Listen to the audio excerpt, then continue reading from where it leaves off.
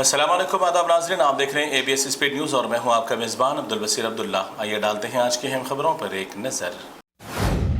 مسجد الحرام مکہ المکرمہ میں ایک ہفتے کے دوران زائرین کی تعداد کی گئی ریکارڈ۔ صرف ایک ہفتے میں 1,30,00,000 سے زائد زائرین کی ہوئی آمد۔ زائرین کی بڑھتی تعداد کے مطابق مملکت کی جانب سے دی جا رہی ہے سہولیات۔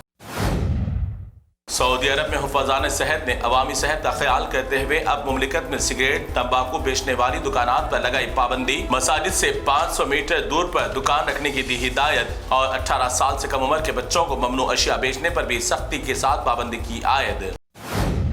پاکستان افغانستان کے درمیان سرحد پر جاری کشیدگی تبدیل ہو گئی خون ریزی میں۔ پاکستان کی جانب سے بار بار افغانستان کی سرحد پار کرنے کی خلاف ورزیاں کرنے پر افغانستان نے کر دیا حملہ۔ پاکستان کے 60 سے زائد فوجی اہلکار ہلاک ہونے کی ہے خبر۔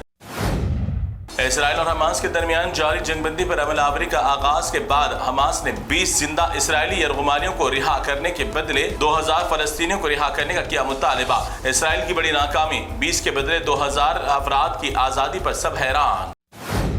2 سال کی جنگ کے دوران اسرائیل کی جانب سے قید کیے گئے بے گناہ فلسطینیوں کو آزاد کرنے کے بعد فلسطین غزہ میں خوشی کی لہر۔ آزاد ہونے والے قیدی اپنے گھر والوں سے مل کر ہو گئے اشک بار اور اپنوں کی دوبارہ گھر واپسی پر غزہ میں بنا خوشیوں کا ماحول۔ غزہ اور اسرائیل کے درمیان جنگ بندی کرانے پر امریکی صدر ڈونلڈ ٹرمپ کا اسرائیل میں کیا گیا سرکاری طور پر ایک تقریب میں شاندار استقبال۔ اسرائیلی پارلیمنٹ میں کافی دیر تک ٹرمپ کی شان میں بجائی گئی کافی دیر تک تالیاں بجا کر ٹرمپ کی اس جنگ بندی کی کوشش کو دی گئی داد تحسین۔ اسرائیل کی پارلیمنٹ میں ٹرمپ کی موجودگی میں فلسطین کے حق میں لگے نعرے۔ اسرائیلی ممبر نے فلسطین کو ریاست کے طور پر قبول کرنے کے لیے ٹرمپ کے سامنے لگائی زوردار آواز۔ فلسطین کے حق میں نعرہ بلند کرنے والے ممبر کو ہاؤس سے کر دیا باہر۔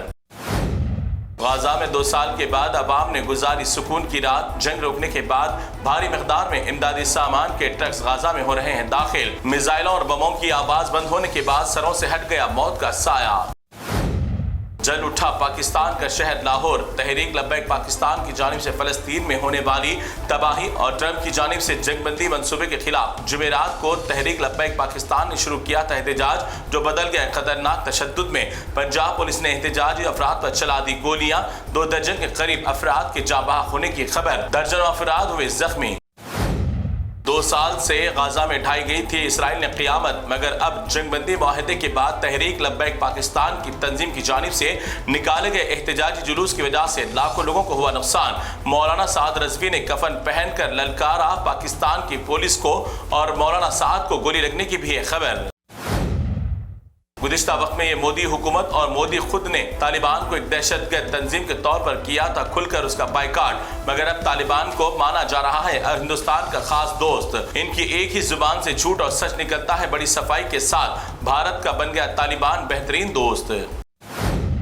مرکزی سرکار کی وزارت تعلیم کی جانب سے مرکز کے زیر انتظام چلنے والے تمام ریاستوں کے اسکولی اداروں پر جاری کیا ایک نیا حکم نامہ۔ اب اسکول کی فیس اور امتحانی فیس کو POPI کے ذریعے وصول کرنے کی تمام اسکولز کو دی ہدایت، تاکہ تمام لین دین کے معاملات رہ سکے آسانی کے ساتھ محفوظ۔ بہار میں عام انتخابات کے بغل بجتے ہی تمام سیاسی پارٹیاں ہو گئی سرگرم۔ 121 سیٹوں کا نوٹیفیکیشن کر دیا گیا جاری، مگر مرکزی سرکار نے خاص دوست نتیش کمار کو دیا دھکا۔ سیٹوں میں کر دی گئی دہاندلی، خیرات میں بانٹ دیے گئے نتیش کمار کی بھی سیٹس۔ نتیش کمار کے گٹھ بندھن میں شامل ہونے کی مل رہی ہے خبریں۔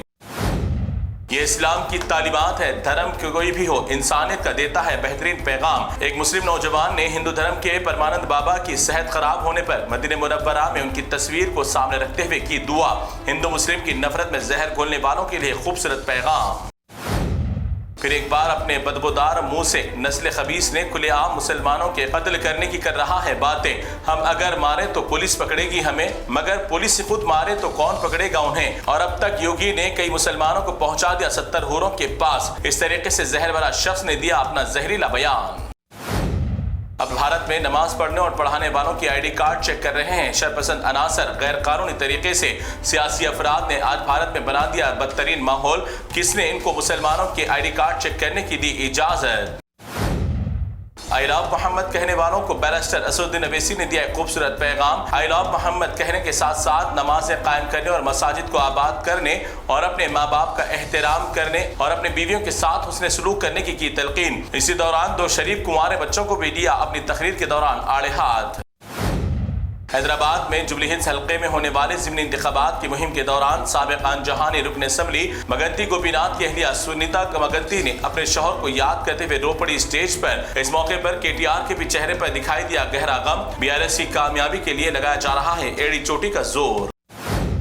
کانگریس کے دور حکومت میں تلنگانہ کی عوام کے دیے گئے صرف جھوٹے وعدے۔ کے ٹی آر نے اپنی تقریر کے دوران حیدرآباد کے عام ڈائلاگ کا استعمال کرتے ہوئے کانگریس پر کی جم کر تنقید۔ مدھیہ پردیش میں انسانیت کو شرمسار کرنے والا نہایت ہی بدترین واقعہ آیا پیش۔ ایک مردہ خانے میں پوسٹ مارٹم کے لیے لائی گئی 25 سال کی خاتون کی نعش کے ساتھ ایک درندہ صفت نے کی درندگی کی حرکتیں۔ اب زندہ تو زندہ، مردوں کی بھی عزت نہیں ہے مدھیہ پردیش میں محفوظ۔ 1.5 سال قبل کا ہے واقعہ، مگر ہسپتال انتظامیہ نے CC کیمروں کی چیکنگ کے دوران دیکھا یہ ریکارڈ کیا گیا منظر۔ تو ناظرین، یہ تھی ABS اسپیڈ نیوز کی تمام تفصیلات۔ دیگر خبروں کے لیے آپ دیکھتے رہیے ABS نیوز۔ فی الحال آپ مجھے دیں اجازت، اللہ حافظ۔